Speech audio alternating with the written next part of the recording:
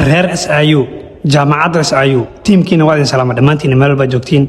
videogan adinka ayaa iskale qaybaha SIU jaamacadaha qaybo ka mid ah waxaan u sameynay inaan dhirta u qurxino u nadiifino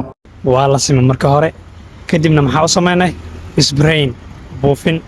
in cayayaanka aan ka buufino sababtoo ah dhirta haddii la simo oo la isku hagaajiyo buufinna loo sameeyo dhirtaas waa dareemi kartaa sida noqon karto aad u qurux badnaanaysaa macaamiishana waxa uu sheegaynaa inay si degdeg ah u soo dalbadaan si aan ugu sameyno buufin dhirta ay ku nasato kuna baxdo kambaniga Digandhowr wuxuu jecel yahay university-giina ama jaamacad kasta oo SIU ay tahay oo adinka aad dhigataan in idin hagar baxno